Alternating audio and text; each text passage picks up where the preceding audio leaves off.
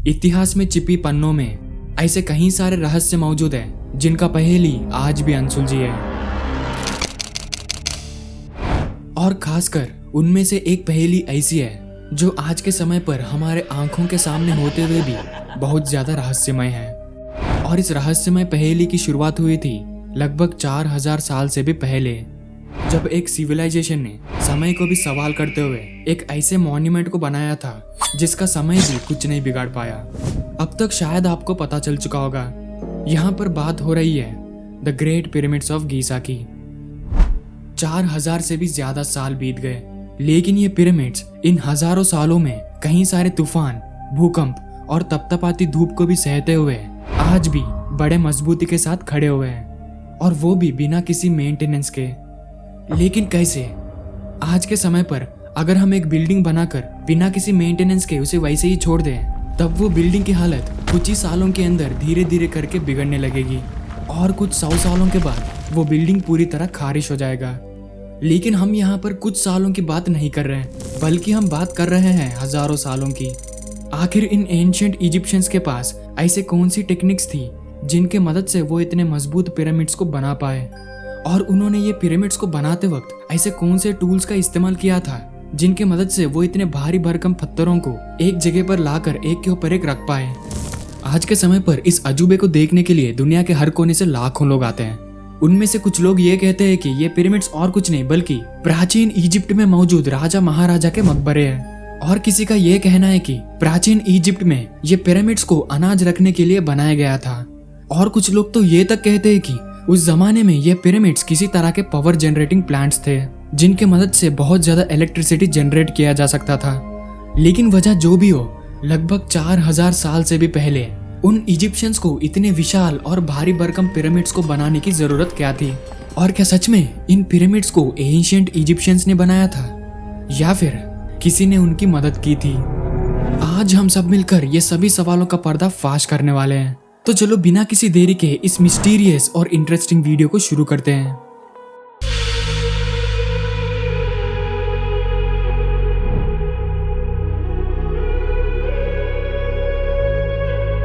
साल 1993 आते आते हमने the great pyramid of Giza के अंदर मौजूद 3 चैम्बर्स को डिस्कवर कर लिया था, और उनमें से एक चैम्बर को हम लोग द क्वींस चैम्बर कहते हैं, और इस चैम्बर के ऊपर एक और चैम्बर मौजूद है जिसे द किंग्स चैम्बर कहा जाता है। अब यहाँ पर इन दोनों के अलावा एक और चैम्बर मौजूद है जिसे ग्रैंड गैलरी कहा जाता है। इन चैम्बर्स के बारे में जानने के बाद उसी साल 1993 में वैज्ञानिकों का एक ग्रुप ये ठान लिया था कि वो लोग पिरामिड के अंदर मौजूद राज को जानकर रहेंगे, और इसी जोश के साथ वो लोगों ने क्वींस चैम्बर के अंदर मौजूद एक शाफ्ट के अंदर एक रोबोट को भेजा था जिसके ऊपर एक छोटा सा कैमरा लगा हुआ था। और जैसे जैसे वो छोटा सा रोबोट उस शाफ्ट के अंदर और भी ज्यादा गहराइयों में जाने लगी, वैज्ञानिकों का एक्साइटमेंट और भी ज्यादा बढ़ने लगा, क्योंकि वो लोग सोच रहे थे कि आने वाली कुछ ही पलों में उन्हें कुछ ऐसा देखने को मिलेगा जो शायद पिछले 4000 सालों में किसी ने भी नहीं देखा। लेकिन उनके ये सपने जल्दी ही टूटकर बिखरने वाले थे, क्योंकि उस शाफ्ट के अंदर कुछ दूर जाने के बाद वैज्ञानिकों को एक बहुत बड़ा पत्थर दिखा जो उस शाफ्ट को पूरी तरह ब्लॉक कर रहा था, और उस पत्थर पर इस तरह का एक मेटल का पिन लगा हुआ था। लेकिन ये क्यों और किस लिए लगाया गया था, ये आज तक एक रहस्य है। इस पत्थर ने वैज्ञानिकों को खाली हाथ वापस लौटने पर मजबूर कर दिया था, क्योंकि वो इस पत्थर के दीवार के चलते उस शाफ्ट के अंदर और आगे नहीं बढ़ सकते थे। लेकिन वैज्ञानिकों ने हार नहीं मानी। साल 2002 में क्वींस चैम्बर के अंदर मौजूद उसी शाफ्ट के अंदर एक और रोबोट को भेजा गया, लेकिन इस बार उस रोबोट के अंदर एक कैमरा के साथ साथ एक छोटे से ड्रिल मशीन को भी लगाया गया था, ताकि वो लोग इस शाफ्ट के अंदर मौजूद पत्थर के आर पार एक छोटा सा होल करके उस छेद के माध्यम से एक छोटे से कैमरा को दीवार के उस पार भेज सके। और जब वैज्ञानिकों ने ऐसा किया, तब उन्हें दीवार के उस पार एक ऐसी चीज देखने को मिली जो पिछले 4500 सालों में किसी ने भी नहीं देखा था। लेकिन इसके बारे में जानने से पहले हमें इन पिरामिड्स के इतिहास के बारे में जानना बहुत जरूरी है। तो दोस्तों, चलो समय में 4500 साल पीछे चलते हैं।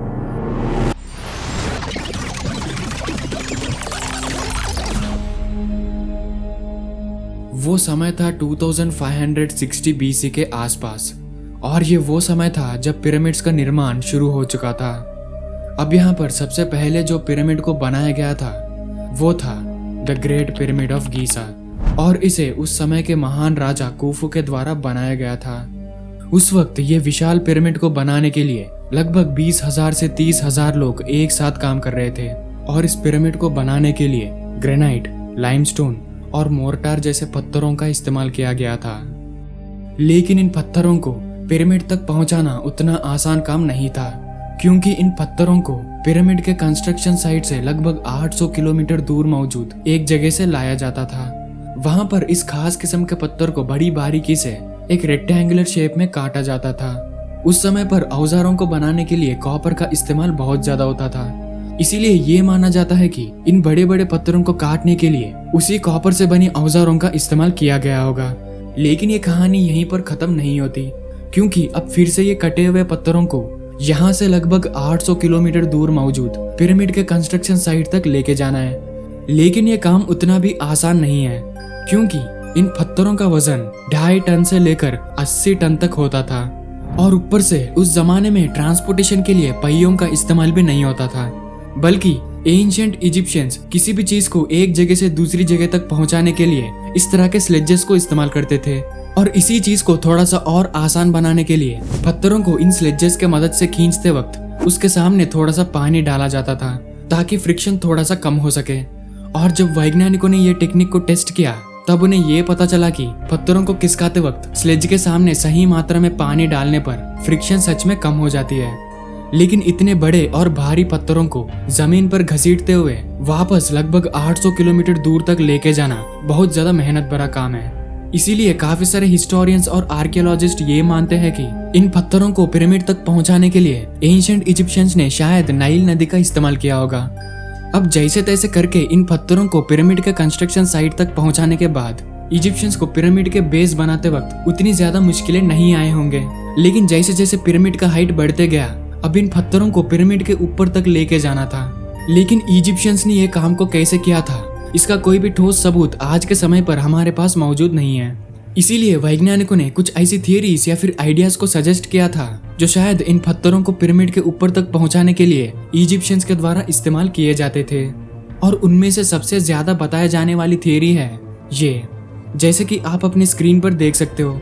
इन बड़े और भारी पत्थरों को पिरामिड के ऊपर तक पहुंचाने के लिए इजिप्शियंस इस तरह के रैंप्स का इस्तेमाल करते थे। जैसे कि आप यहाँ पर देख सकते हो, इजिप्शियंस रैंप के दोनों तरफ इस तरह की एक मैकेनिज्म को बिल्ड करके रस्सियों के मदद से इन पत्थरों को पिरामिड के ऊपर तक पहुंचाते थे। अब ये सारी इमेजेस को देखने के बाद अगर आप ये सोच रहे हो कि बेचारे इन गुलामों को पिरामिड्स को बनाते वक्त बहुत ज्यादा मेहनत करनी पड़ी होगी, तो आप बिल्कुल गलत हो। अब मेरा मतलब ये नहीं है कि पिरामिड्स को बनाना इजिप्शियंस के लिए बहुत ज्यादा आसान था, बल्कि मैं ये कहना चाहता हूँ कि पिरामिड्स को बनाना मुश्किल तो था, लेकिन जिन लोगों ने इन पिरामिड्स को बनाया था वो कोई गुलाम नहीं थे, बल्कि वो लोग बहुत ज्यादा ताकतवर लोग थे। और उसका सबूत है ये हड्डियाँ। दरअसल बात ऐसी है कि पिरामिड्स के बगल में ही एक ऐसी जगह है जहाँ पर इन पिरामिड्स को बनाने वाले मजदूरों के शरीर को दफनाया गया था। और जब वैज्ञानिकों ने वहां पर मिले हड्डियों पर रिसर्च किया, तब उन्हें ये पता चला कि वो हड्डियां जिन भी लोगों के थे वो उनके समय में काफी ज्यादा मजबूत और हट्टे कट्टे लोग थे। लगभग 20 सालों तक 20,000 से 30,000 लोग लगातार काम करने के बाद आखिरकार the great pyramid of Giza बनकर तैयार हो गया। इतने सालों की मेहनत के पीछे एक ऐसी चीज थी जिसको एंशिएंट इजिप्शियंस बहुत ज्यादा मानते थे, और वो है आफ्टर लाइफ।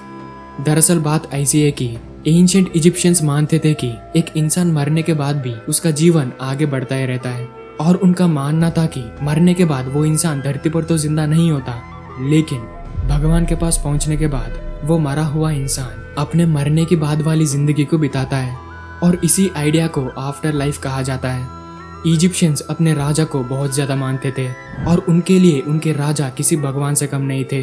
इसीलिए इजिप्शियंस अपने राजा के लिए एक आलीशान मकबरे के तौर पर इन पिरामिड्स को बनाते थे, और जब किसी राजा की मृत्यु हो जाती थी तब इन पिरामिड्स के अंदर उस राजा के शरीर के साथ साथ बहुत सारा खजाना और कुछ ऐसी चीजों को रखा जाता था जो चीजें उस राजा को बहुत ज्यादा पसंद थी, ताकि वो राजा अपने आफ्टर लाइफ में उन चीजों को इस्तेमाल कर सके और उनके आफ्टर लाइफ अच्छे से बीते। लेकिन ये बात हमें कैसे पता चला कि इन पिरामिड्स को पक्का मकबरे के तौर पर इस्तेमाल किया जाता था? अगर आप नहीं जानते तो मैं आपको बता दूं कि हमारे धरती पर अलग अलग शेप्स और साइज के लगभग 118 पिरामिड्स मौजूद हैं और इनमें से काफी सारे पिरामिड्स को एक मकबरे के तौर पर ही इस्तेमाल किया गया था। और इसके अलावा हमें ऐसे एंशिएंट लेख मिले हैं जो इस बात को स्पष्ट करती है। लेकिन अभी भी यहाँ पर एक प्रॉब्लम है और वो है इजिप्शियंस के द्वारा इस पिरामिड को पूरा करने के लिए लिया गया समय। ये कहा जाता है कि the great pyramid of Giza को बनने के लिए सिर्फ 20 साल का समय लगा था। अब मैंने यहाँ पर सिर्फ क्यों कहा था वो आपको अभी पता चल जाएगा। सिर्फ 20 साल के अंदर पिरामिड का निर्माण पूरा करने के लिए इजिप्शियंस को साल के हर एक दिन हर 3 मिनट में एक पत्थर को लाकर पिरामिड पर रखना पड़ेगा और ऐसा लगातार 20 साल तक करना पड़ेगा। तब जाकर the great pyramid of Giza बनकर तैयार होगा। लेकिन ये बात सुनने में बिल्कुल लॉजिकल नहीं लगता और 4500 साल पहले बिना किसी हाईटेक टेक्नोलॉजी के हर 3 मिनट में पिरामिड पर एक नया पत्थर लाकर रखना लगभग नामुमकिन है। इसीलिए आज भी इन पिरामिड्स का निर्माण एक बहुत बड़ी मिस्ट्री मानी जाती है। और अब तक हमने जिन टेक्निक्स के बारे में बात किया था वो हमें लॉजिकल तो लगती है, लेकिन वो हमें ये नहीं समझा सकती कि 4500 साल पहले एग्जैक्टली यहाँ पर क्या हुआ था। लेकिन जो भी हो, ये बात कहना बिल्कुल गलत नहीं होगा कि ये पिरामिड्स सिर्फ एक मकबरे नहीं है, बल्कि ये पिरामिड्स एंशिएंट इजिप्शियन आर्किटेक्चर और कारीगरी का एक अद्भुत मिसाल है। अगर आप इन पिरामिड्स को ध्यान से देखेंगे तो आपको ये पता चलेगा कि इन पिरामिड्स के जो 4 साइड्स हैं वो चारों दिशाओं की ओर परफेक्टली पॉइंट करती है। इसके अलावा एक बार आप इस इमेज को देखिए। जैसे कि आप यहाँ पर देख सकते हैं, ये तीनों पिरामिड्स ओराइन बेल्ट में मौजूद 3 सितारों के साथ परफेक्टली अलाइंड है। लेकिन इन हजारों सालों में ये अलाइनमेंट थोड़ी सी बिगड़ चुकी है। लेकिन 4500 साल पहले जब ये पिरामिड्स बनाए गए थे तब ये अलाइनमेंट बिल्कुल परफेक्ट थी। जैसे कि मैंने आपको बताया था, एंशिएंट इजिप्शियंस आफ्टर लाइफ पर बहुत ज्यादा विश्वास करते हैं और वो इसीलिए ओसाइरस नाम के एक देवता को भी बहुत ज्यादा मानते थे जो कि आफ्टर लाइफ और रीबर्थ के देवता है। उस जमाने में एंशिएंट इजिप्शियंस इस ओराइन बेल्ट को ओसाइरस देवता का घर मानते थे और शायद इसी कारण के चलते इजिप्शियंस ने इन पिरामिड्स को ओराइन बेल्ट में मौजूद उन 3 तारों के साथ अलाइन किया था। ये थी इन पिरामिड्स का अतीत। अब चलिए इस कहानी को वहीं से आगे बढ़ाते हैं जहां पर हमने इसे रोका था। काफी समय तक सर पीटने के बाद आखिरकार वैज्ञानिकों ने उस क्वींस चैम्बर के अंदर मौजूद शाफ्ट को ब्लॉक करने वाली उस दीवार में एक होल करके एक छोटे से कैमरा को जब दीवार के उस तरफ भेजा तब उन्हें वहां पर एक और हिडन चैम्बर मिला। पहली नजर में ये उतना खास नहीं था, लेकिन जब उन वैज्ञानिकों का नजर उस चैम्बर के फ्लोर पर पड़ी तब उन्हें ये दिखा। इन लाल कलर के सिंबल्स को लगभग 4500 साल पहले किसी ने यहाँ पर बनाया था। इनके बारे में जानने के बाद लोग इन सिंबल्स को डीकोड करने की कोशिश करने लगे और इसी से जन्म हुआ एक ऐसे आइडिया का जो शायद इन सिंबल्स के मिस्ट्री को सुलझा सकती है। और वो आइडिया है हायराटिक नंबर्स। ये एक इजिप्शियन टेक्निक है जिसके मदद से वो लोग नंबर्स को इस तरह के सिंबल्स के रूप में लिखते थे। अगर सच में ये सिंबल सिर्फ एक नंबर है तब शायद उस जमाने में इजिप्शियंस पिरामिड्स को बनाते वक्त इन सिंबल्स को मेजरमेंट के तौर पर इस्तेमाल करते थे और जो लोग इस आइडिया को सजेस्ट करते हैं वो इसी चीज को सच मानते हैं। लेकिन ये बात 100% कन्फर्म्ड नहीं है और आज भी इसके ऊपर रिसर्च जारी है। इन मिस्टीरियस सिंबल्स के अलावा पिरामिड से जुड़ी ऐसे और भी कई सारे मिस्टीरियस और इंटरेस्टिंग बातें हैं जो मैं आपको किसी और वीडियो में बताऊंगा। अंत में हमने एक बात तो जान लिया है कि इन पिरामिड्स को एंशिएंट इजिप्शियंस ने ही बनाया था, कोई एलियन नहीं। लेकिन क्या होगा अगर अचानक से कल सुबह एलियंस हमारे धरती पर आ गए तो? और सबसे बड़ी सवाल, क्या वो हमारे दोस्त होंगे या फिर दुश्मन? ये जानने के लिए आप इस वीडियो को देख सकते हो। तो दोस्तों मैं मिलता हूँ दूसरी वीडियो में। Until then, keep exploring. Thank you for watching and goodbye.